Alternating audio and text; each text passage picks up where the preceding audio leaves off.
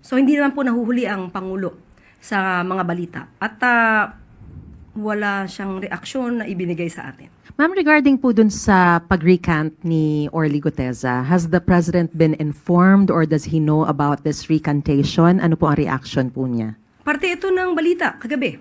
So hindi naman po nahuhuli ang Pangulo sa mga balita at wala siyang reaksyon na ibinigay sa atin. But does the President believe that the recantation could have been compromised or could have compromised the credibility or the integrity of the investigations of the Senate and the Ombudsman into the flood control scandal? Ang nais naman po ng Pangulo ay laging ayon sa batas, hindi gawa-gawang ebidensya. Kung totoong mapapatunayan na siya ay gumawa lang ng mga kwento, hindi naman din ito makakabuti sa pagpupursu sa mga tao na dapat na managot. So ang kailangan po ng pamahalaan, kailangan ng ombudsman, kailangan ng DOJ, ng mga investigating bodies natin ay totoong salaysay. So kung sila naman po ay magsasabi ng kwento, salaysay na walang katotohanan, mas makakasira siya sa paghabol sa mga tao na dapat na managot. Mas hindi siya magiging epektibo. Ma'am, saan na po hahantong ang flood control scam investigation? Tuloy-tuloy pa rin po. At ang ombudsman, ang sabi po niya, ang Office of the Ombudsman, pati naman po ang DOJ, ay tuloy-tuloy sa pag-iimbestiga. At ayon na rin po sa Senado, ang kanilang mga na-kolekta, na-gather, na naipon ng mga dokumento at mga ebidensya ay ibinigay na nila sa ombudsman. So patuloy po ang pag-iimbestiga at pati naman po ang DPWH at kung meron pa sila makikita pang ibang mga masasabing ghost projects or mga substandard na mga proyekto or substandard na mga proyektong hindi nakabuti para sa pagkontrol ng baha, bibigay din pong alam ito at maaari din pong paimbestigahan ito para tuloy-tuloy po ang pagpapanagot sa mga dapat na managot. Thank you, ma'am. Sunod po na tanong, Rafi Ayeng, Daily. So hindi naman po nahuhuli ang Pangulo sa mga balita at wala siyang reaksyon na ibinigay sa atin. Ma'am, regarding po dun sa pag-recant ni Orly Guteza, has the President been informed or does he know about this recantation? Ano po ang reaction po niya? Parte ito ng balita kagabi. So hindi naman po nahuhuli ang Pangulo sa mga balita at wala siyang reaksyon na ibinigay sa atin. But does the President believe that the recantation could have been compromised or could have compromised the credibility or the integrity of the investigations of the Senate and the Ombudsman into the flood control scandal? Ang nais naman po ng Pangulo ay laging ayon sa batas, hindi gawa-gawang ebidensya. Kung totoong mapapatunayan na siya ay gumawa lang ng mga kwento, hindi naman din ito makakabuti sa pagpupursu sa mga tao na dapat na managot.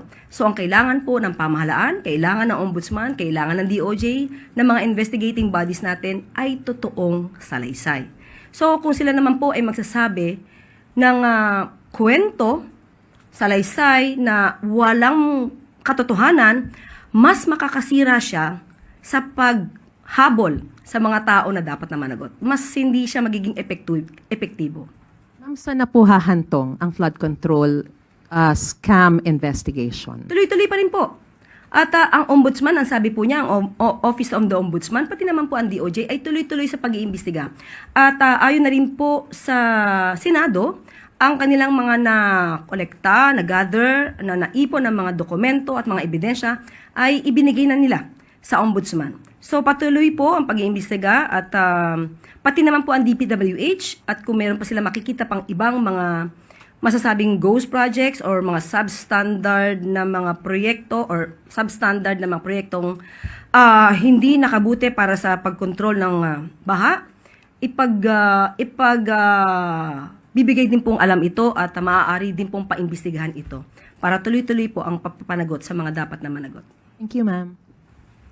Sunod po na tanong, Rafi Ayeng, Daily. So hindi naman po nahuhuli ang Pangulo sa mga balita at wala siyang reaksyon na ibinigay sa atin. Ma'am, regarding po dun sa pag-recant ni Orly Guteza, has the President been informed or does he know about this recantation? Ano po ang reaction po niya? Parte ito ng balita kagabi. So hindi naman po nahuhuli ang Pangulo sa mga balita. At wala siyang reaksyon na ibinigay sa atin. But does the President believe that the recantation could have been compromised or could have compromised the credibility or the integrity of the investigations of the Senate and the Ombudsman into the flood control scandal? Ang nais naman po ng Pangulo ay laging ayon sa batas, hindi gawa-gawang ebidensya. Kung totoong mapapatunayan na siya ay gumawa lang ng mga kwento, hindi naman din ito makakabuti sa pagpupursu sa mga tao na dapat na managot. So ang kailangan po ng pamahalaan, kailangan ng ombudsman, kailangan ng DOJ, ng mga investigating bodies natin ay totoong salaysay. So kung sila naman po ay magsasabi ng kwento, salaysay na walang katotohanan, mas makakasira siya sa paghabol sa mga tao na dapat na managot. Mas hindi siya magiging epektibo. Ma'am, saan na po hahantong ang flood control scam investigation? Tuloy-tuloy pa rin po. At ang ombudsman, ang sabi po niya, ang Office of the Ombudsman, pati naman po ang DOJ, ay tuloy-tuloy sa pag-iimbestiga. At ayon na rin po sa Senado, ang kanilang mga na-kolekta, na-gather, na naipon ng mga dokumento at mga ebidensya ay ibinigay na nila sa ombudsman. So patuloy po ang pag-iimbestiga at pati naman po ang DPWH at kung meron pa sila makikita pang ibang mga masasabing ghost projects or mga substandard na mga proyekto or substandard na mga proyektong hindi nakabuti para sa pagkontrol ng baha, bibigay din pong alam ito at maaari din pong paimbestigahan ito para tuloy-tuloy po ang pagpapanagot sa mga dapat na managot. Thank you, ma'am. Sunod po na tanong, Rafi Ayeng, Daily. So hindi naman po nahuhuli ang Pangulo sa mga balita at wala siyang reaksyon na ibinigay sa atin. Ma'am, regarding po dun sa pag-recant ni Orly Guteza, has the President been informed or does he know about this recantation? Ano po ang reaction po niya? Parte ito ng balita kagabi.